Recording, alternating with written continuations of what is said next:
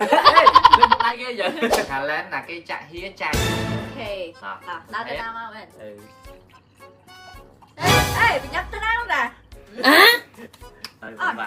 Bên bạn. Bị nhấp tay nè. Tao thử đúng không? Đi ra đi. Ê, lươn về. Chọc. Sao mà đấy chạ lươn rồi. Ê, nè. Cho chanh vào đây rồi. Đây, Không phải thời chạ. Thằng na còn bắn. Chung. Ê, đi lên mình nhã kia chẳng. Ra. Nhá. Cho tay nè, hia ra anh cứ đừng hia vô hả? Đây cho mọi người. Chủ nó hia rồi mình tập mình xong rồi. Đi chăm nó ăn rồi.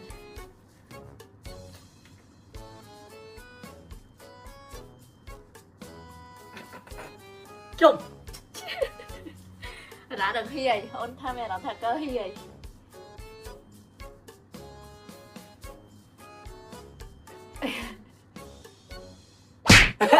Lên một tay ghê vậy.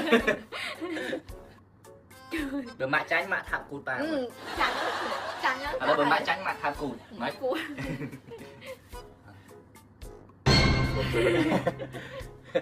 Tôi cũng lấy con cái bây giờ. Nó chăm với Ê, cái chạm bắt chạm ơi, tập bán chạy cho là tập ai đỏ. Nó làm cơ, làm thân lên này. Làm rồi nói. Rồi đấy. chưa, bạn chưa ăn đi nhỉ? Cho đừng đi này, thì mới ở viêm đái viêm đây phân nắng. Thì ô tô. ថ្ងៃនេះខ្ញុំសុំធ្វើជាគូតដឹងល្អមួយថ្ងៃគូតដឹងខ្ញុំថាទៅណាគឺខ្ញុំនឹងជូនគាត់ទៅនឹងតែម្ដងតើជំហានដំបូងក៏ចង់ទៅណាមុនគេជំហានដំបូងទៅកាត់សក់មុនគេអូខេតើឥឡូវចាញ់ទៅណាទៅកាត់សក់ខ្ញុំចង់ធ្វើជាគូតដឹងល្អឲ្យទៅថារាប្រាប់ទៅណាគឺខ្ញុំជូនទៅដោយសារតែមនុស្សយើងមិនថាសង្សារឬក៏គូតដឹងពេលដែលមានប្តីហើយគឺថាត្រឡប់តែងតែឲ្យដៃគូរបស់យើងនឹងគឺជូនទៅនឹងចាំប៉ុន្តែលើកនេះគឺថាខ្ញុំចង់ស្គាល់អារម្មណ៍ហ្នឹងអ្នកទាំងអស់គ្នាអញ្ចឹងហើយឥឡូវគឺថាមកអង្គុយចាំរាកាត់សក់អ្នកទាំងអស់គ្នាចាខ្ញុំនិយាយមែនណាតាំងពីសង្សារគ្នារហូតដល់គូតដឹងខ្ញុំបានដើរទៅចាំរាកាត់សក់ទេព្រោះដោយសារតែកាត់សក់ម្ដងគឺថាយូរណាស់ហើយអញ្ចឹងទេគឺថាមានភ្ញៀវច្រើនហ្នឹងគឺ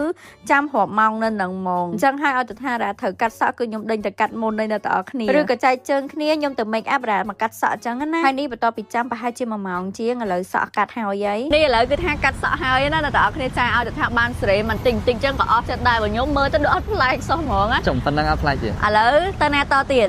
ញ៉ាំសាច់អាំងទៅសាច់អាំងបែបក្រេអាយ៉ាច្បាស់ណាស់សាច់អាំងបែបកូរ៉េអូខេតោះឥឡូវយើងទៅញ៉ាំសាច់អាំងបែបកូរ៉េនៅតើគ្នាចាយគេចង់ញ៉ាំនិយាយទៅកាត់ទៅណាឥឡូវគឺថាមកដល់កន្លែងសាច់អាំងកូរ៉េហើយតែចង់និយាយថាមេឃនេះមានអារម្មណ៍ថាខ្ញុំចេញ content តាមគូទៅដឹងខ្ញុំទៅណាទៅនឹងម្ដងមានអារម្មណ៍ថាភ្លៀងរលឹមរហូតបណ្ដោយដល់គ្នាឥឡូវយើងមកដល់ទៅចាក់ទៅជុំ